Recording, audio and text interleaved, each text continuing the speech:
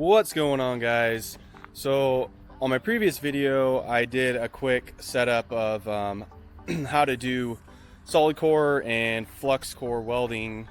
Well, basically just how to set it up and get it going so you can weld with the machine. So I'm going to show you how to set up the TIG torch and the pedal, and then how to run the stick on the Lincoln Electric 31 multi-process machine.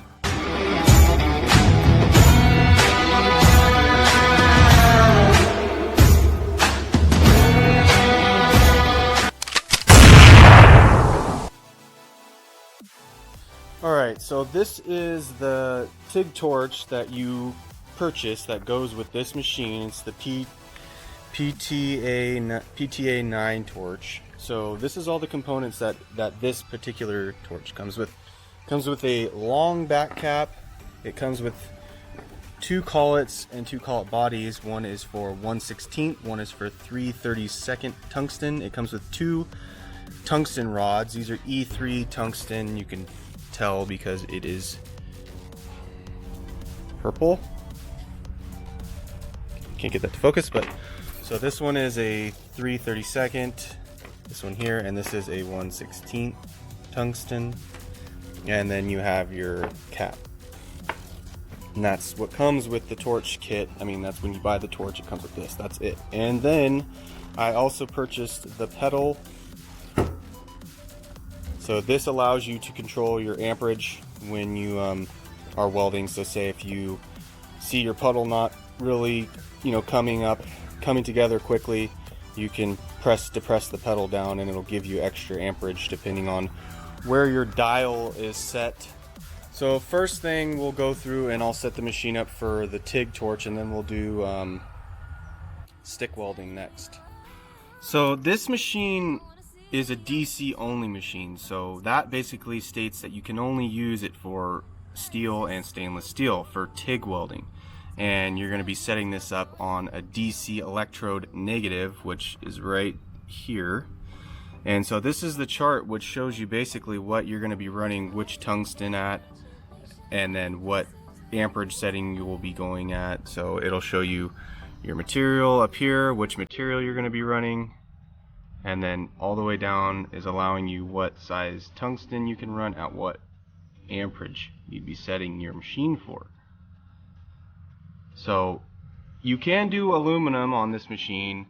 You just need to use a spool gun, and then it'll give you your all your settings for your material up here. Alright, so if you have your machine already set up for MIG welding, you're going to need to remove your reel here and then pull out whatever is on all your wire that's attached in here, and then basically you're just not even going to use this portion of the machine for your TIG setup. And then you'll remove your gun out of here, which there's just a small, you undo this and then you're able to pull it out of this slot. Alright, so I'm going to show you how to just put together the torch. I have some 1/4 inch mild steel that I'm going to do just a couple little, throw some arcs on that and see how it goes. I haven't even used this, but I sharpened this tungsten. So when you sharpen tungsten, you always want to make sure that your scratch marks are going in line with it. If they're going across, you'll have issues with your arc.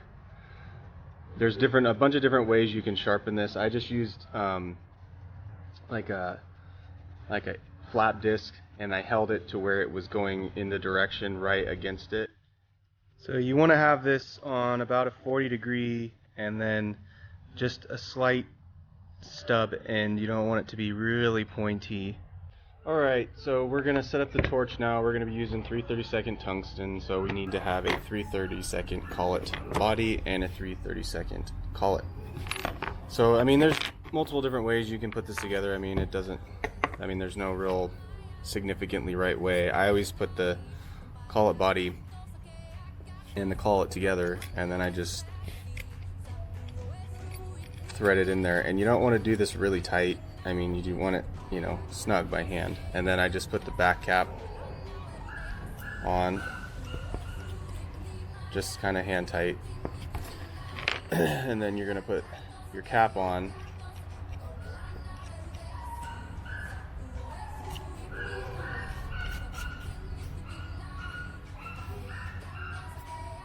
And again, you just want it hand tight, and then we're gonna feed the tungsten in. And you loosen the back cap, and then you want about a 1/4 inch stick out, so about there.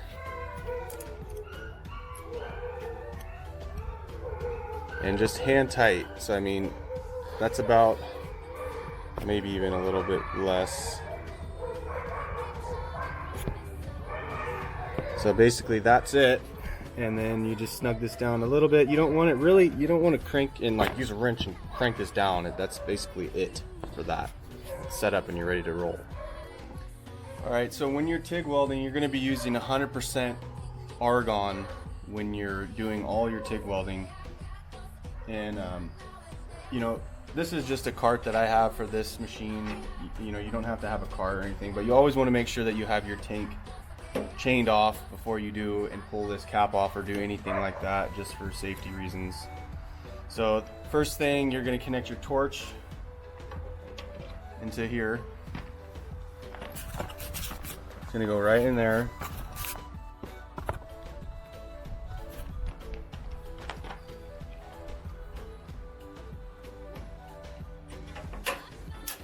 Open this up, and then there's that little wheel in there.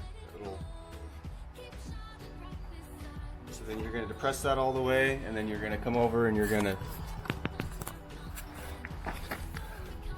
to tighten this down, and that's going to hold that torch in place. So now that's snug, and you're always in for this. You're going to have your actual torch connected to the negative, and then your clamp is going to be connected to the positive, so that your workpiece is actually your hottest point. Same with flux core. So then you're going to connect your gas.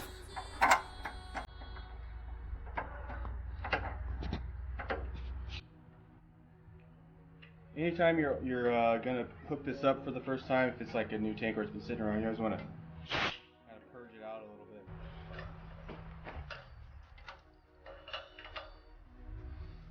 Alright, so with most TIG welding, you're just going to be around 15 cubic feet an hour. So that's about right there.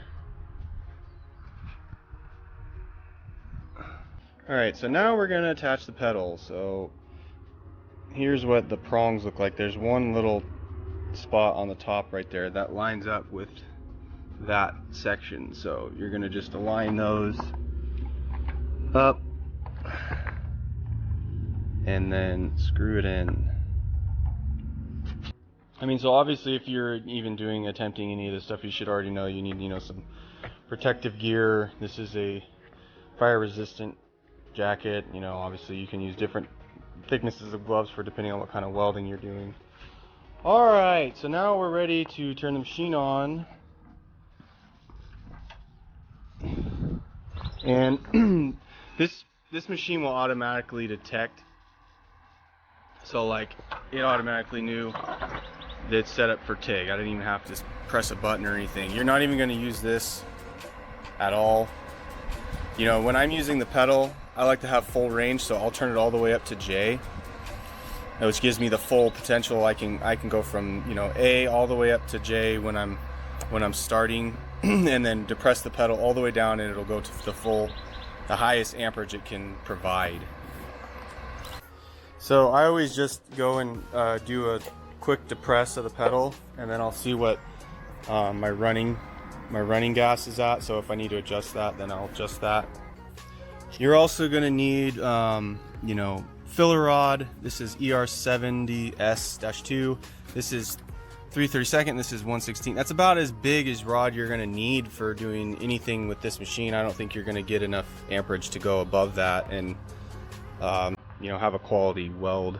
So with this machine, this is lift start. So what you're going to want to do is you're going to want to touch the tungsten depress your pedal. I mean, you don't have to have a pedal, but if you don't have the pedal, it's a scratch start.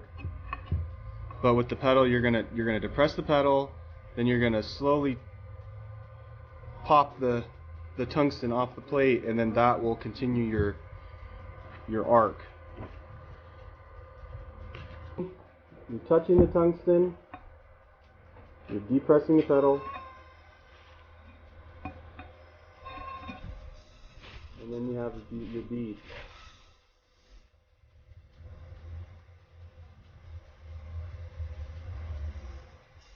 You can see how much, and I got it fully depressed.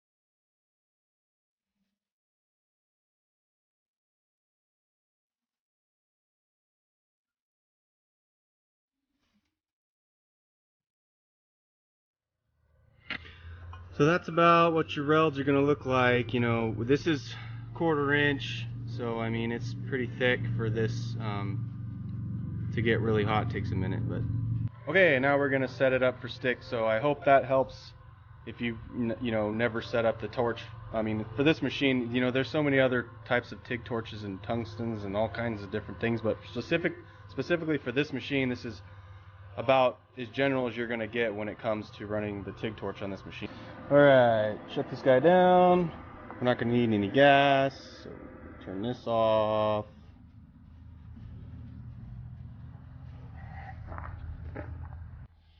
So when you're running stick, you're going to be running direct current electrode positive. So I mean, you're not even going to have this connected at all.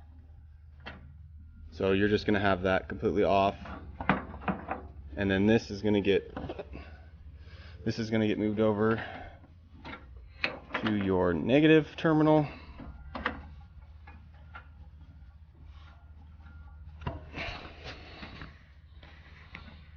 And for all purposes of this machine, you're only going to be able to run 3/32 rod. You can't run 1/8 inch on this machine. It's not capable of running it. So you're going to get your electrode holder. You're going to attach that to the positive terminal. Alright, so if you already have the pedal hooked up to this, you're going to need to disconnect that before you start going on this machine. So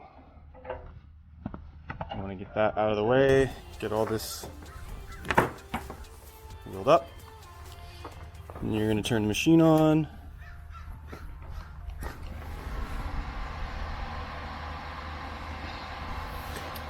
And then you're going to select stick. And this has no relevance for this weld.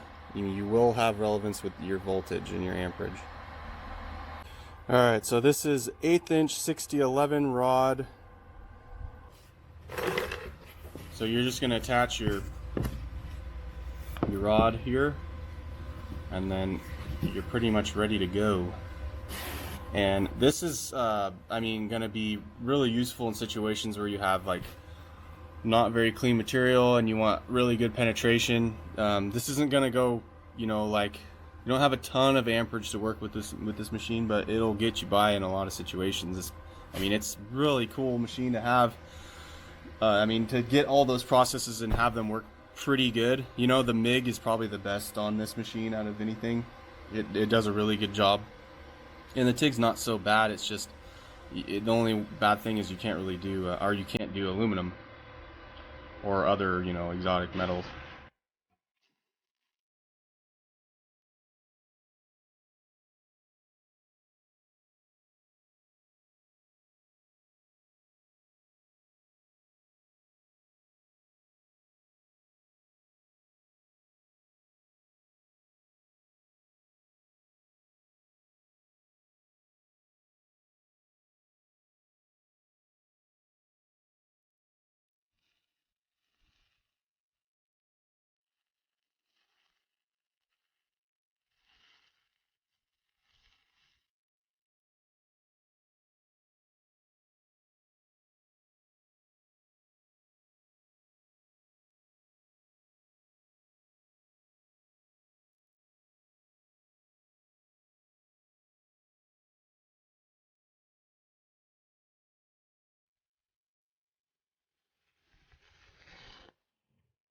So, I mean, I probably could have turned the amperage up a little bit on that, but you get the idea. So, I mean, that's 6011. I mean, you're getting a pretty decent weld with it, you know, with this machine. It actually works pretty well. It's not running the greatest, but, you know, it's definitely feasible, and it's definitely, you know, gonna get the job done. Wasn't running it real straight because I was trying to get around the clamp.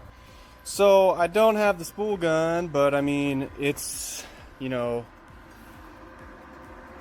the spool gun is pretty self-explanatory. I say that a lot, but it is.